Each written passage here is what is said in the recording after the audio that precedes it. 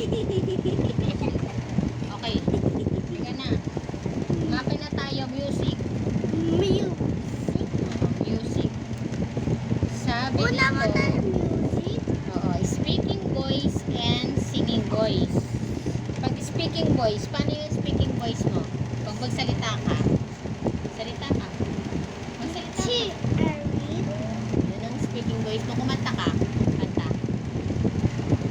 You can count on me like 1, 2, 3. So, yan ang iyong singing voice. So, magkaiba siya. Sabi, speaking voice generally uses a low volume and low pitch range. Di ba? Kapag tayong minsan nagsasalita tayo, medyo mahina lang. Shouting yan. O, makinig ka muna, makinig ka muna. So, yun daw ating speaking voice ay ginagamit saan? Kapag ka tayo ay nakikipag-usap, makinig ka. When talking, laughing, whispering, shouting, reciting a poem, at saka singing. Doon natin ginagamit yung mga speaking voice natin. Pero kapag ka naman tayo ay kumakanta, umaawit, yun yung sa singing voice. Merong timbre. Ano yung timbre? Bulok. Yung timbre, ito daw yung tinatawag na tone color or timbre. Yun daw ay yung beautiful sounds na nakikreate natin sa ating boses. Sabi. So, different parts of our body and different objects around us can be made through our voice. Sabi, beautiful sounds can be made through our voice, the different parts of our body and the different objects around us. So, di ba yung ano na yan, washing machine na yan, di ba tumutunog? Di ba tumutunog siya? So, syempre pag halimbawa, uutog ka, di ba may tunog? Ayan o nga, o, nakalagay kaya siya dyan. Di ba? Then, yung alon sa dagat. Di ba may tunog yon, may sound yun, may timbre. Timbre. Oo, timbre. Yung kawayan. Yung ding sasakyan pagka nag-horn, nag-blow siya na siya ng horn. Yung hangin, pag malakas na malakas yung hangin, yung mga sasakyan, nag-create din ng sound yan. Diba? Either mahina o kaya naman malakas.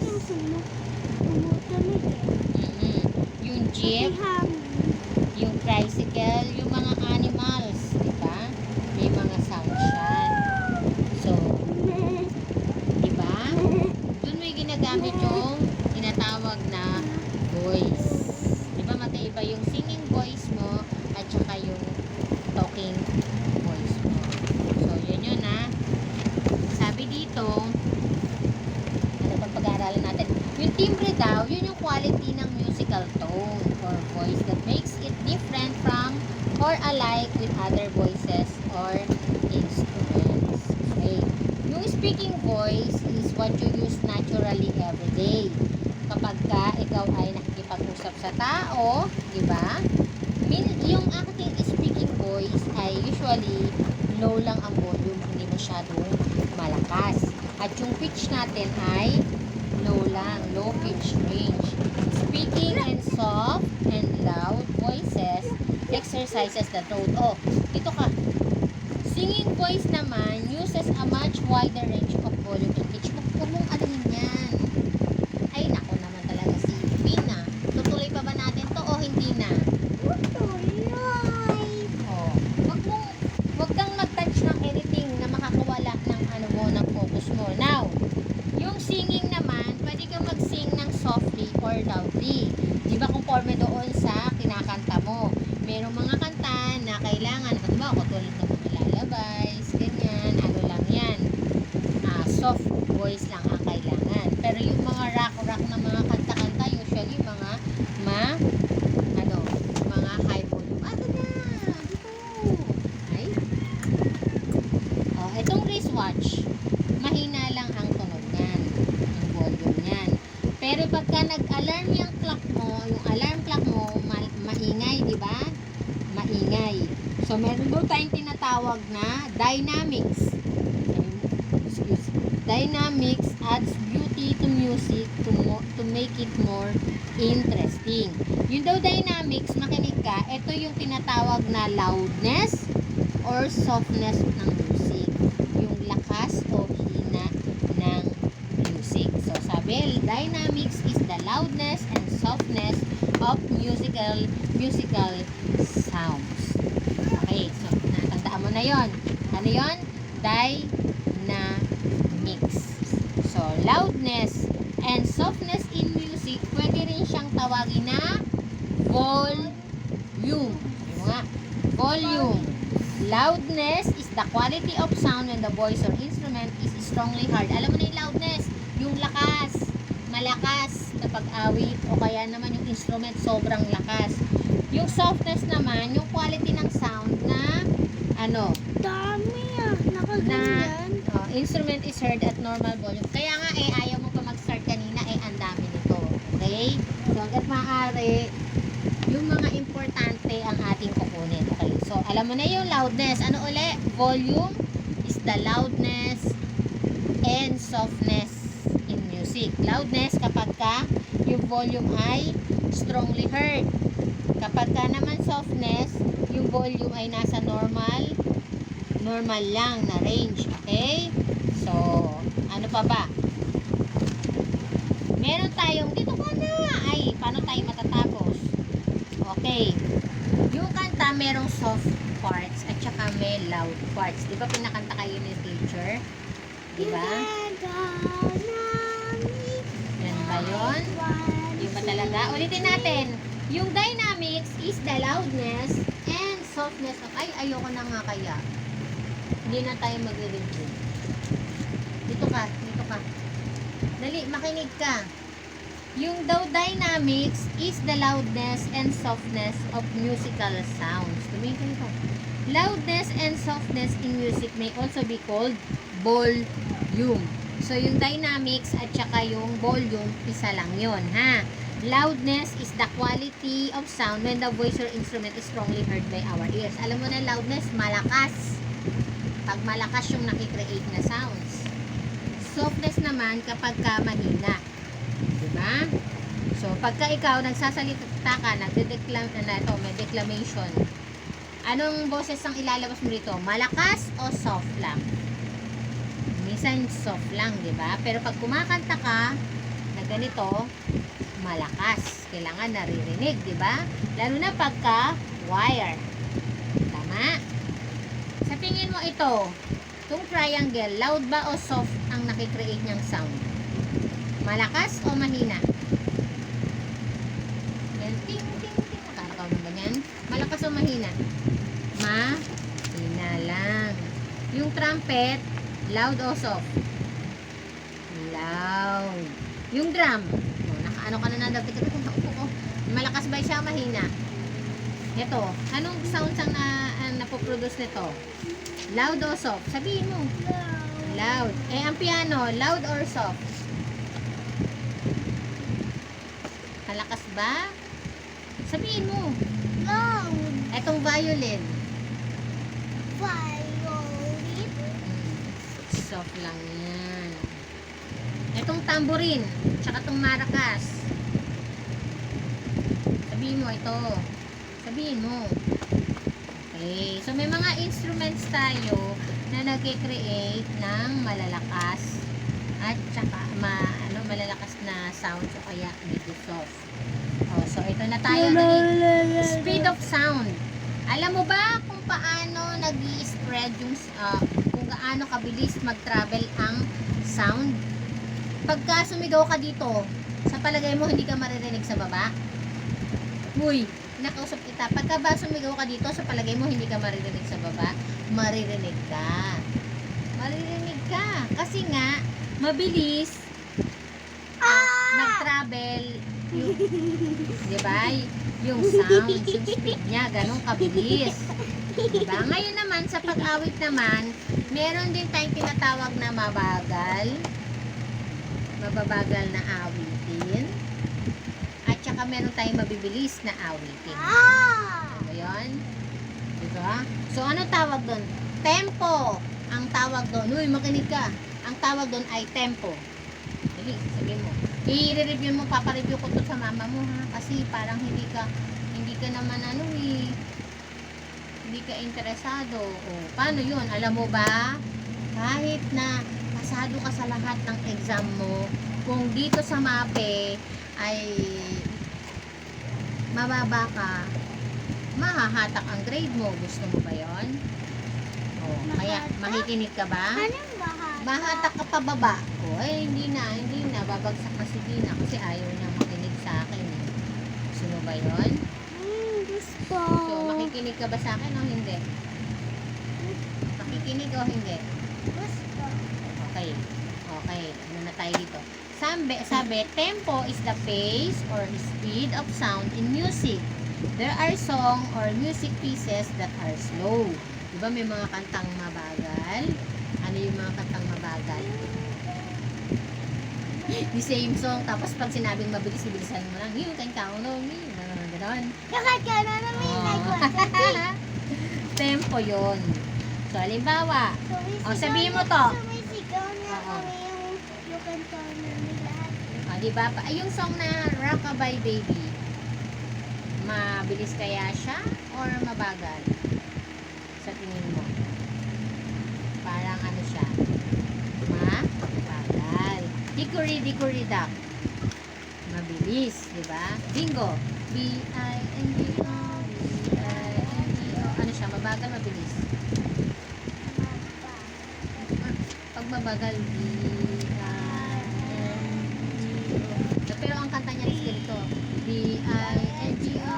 B-I-N-G-O. Is the name mo. Ano siya? Mabagal, mabilis? Bagal. Mabilis! B-I-N-G-O. B-I-N-G-O. B-I-N-G-O. Ang ano, yung ganito yung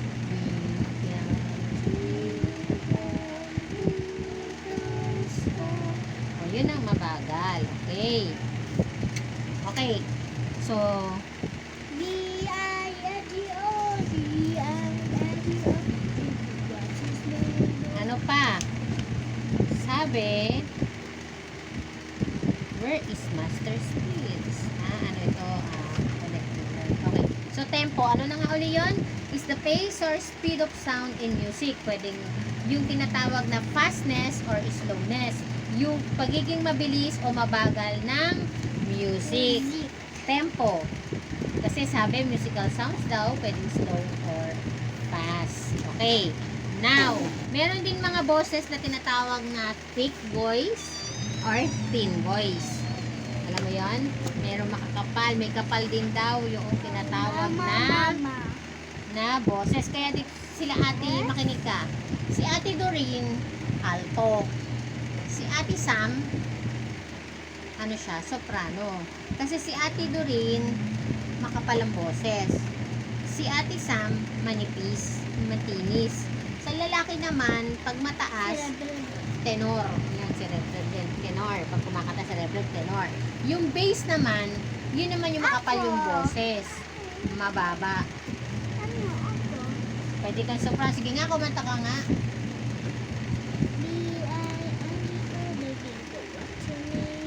So, pwede ka yan, soprano. Yun ang sinatawag na texture. Texture sa music. Okay? So, asa na tayo?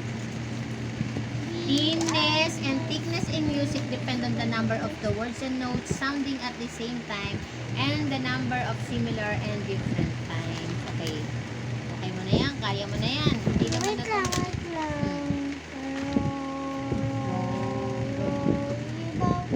Jumping down. Ano jumping?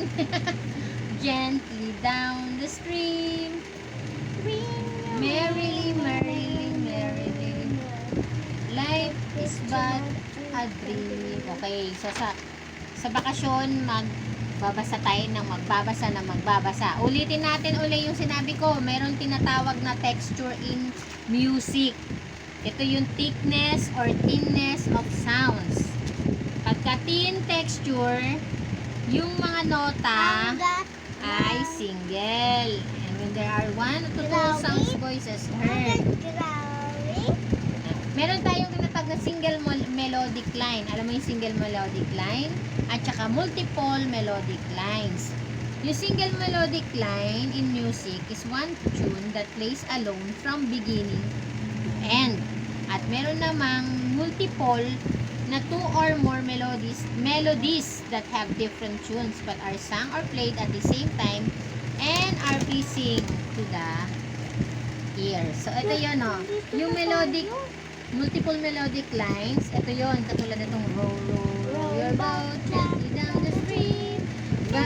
Kinakanta yan minsan, halimbawa. Ganito, tingnan mo. Tingnan mo. Sige, ikaw, mag-start. Start kang ganyan. Pag matatapos ka na, pag nasa boat ka na, saka ako mag-row, row, row your boat. Pero ikaw, diretso lang. Pagka row, row, row your boat, mag-go ka na sa gently, ha? Tapos ako susunod lang ako sa'yo. Okay, 1, 2, 3, go. Kaawit. Row, row, row your boat. Row, row. Hindi ka susunod sa akin. Kanta ka lang. Pagkatapos mo niyan, wag mo akong papakinggan. Kasi magiging, tayo, multiple melodic lines, ha? Okay, 1, 2, 3. Kanta ka. Row, row, row your boat. Sunod ka na gently down the stream na. Okay, 1, 2, 3, go. Row, row, row your boat. Row, row, row. Hindi mo ako susundan. Diretso ka lang. Sige, ako kakanta ako, ha. Pagkanta ko ng row, row, row your boat. Pag sinabi ko ng gently, mag-start ka naman. Row, row, row your boat. Gently. 1, 2, 3, go. Row, row, row your boat. Ko na. Gently down the stream. Many, many, many. Hindi ka sasama. Ayoko na nga. Ang gulo, ha. Ganito, ha. Kunwari, ito yung row 1, ito yung row 2. Yung row 1 mo nakakanta. Row, row, row your boat gently down the stream. O, pag nata. Row, row, row your boat. Row, row, row your Gently boat down the gently down the stream. Gently down the stream. Merrily, merrily, merrily, merrily. Life is but a thing. Sagot natin. O, next na. So, texture, yung thickness or yung thinness of sound. Okay, alam na natin yun, no, kanina. So, what do you call the speed of sound in music? Oh, kanina, sinabi ko na yan sa'yo. What do you call the speed of sound in music? Song, tempo, o fast? What do you call the speed of sound in music? Ang sagot dyan ay tempo, diba? What is tempo within a song? Fast, meaningful, fast or slow? Tempo. Tempo, fast or slow. Hala. Oh, what is the role of tempo in music? Tayo ka dali. It makes music interesting and meaningful. It makes music boring. It makes music unpleasant to hear. Ito yun, ang tamang sagot dyan, it makes music interesting and meaningful. Okay? So, true or false? Musical sounds are always fast. Lagi bang mabilis ang musical sound? Ha? Lagi ba? Uy. Lagi ba na ang musical sounds ay mabilis? False. Kasi pwede rin siyang maging mabagal. It is pleasing to hear a combination of fast and slow music. Di ba pleasing naman din? Pleasing ba? Yes, pleasing. The activities about fast and slow sounds are fun and exciting. Sige, ano na nangyari sa'yo? Wow! Ano na nangyari sa'yo? A blank such as row, row, row your boat is an example of a song having multiple melodic lines. A round song. Ang tawag dito ay round song.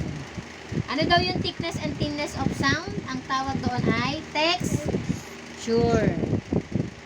Okay, texture.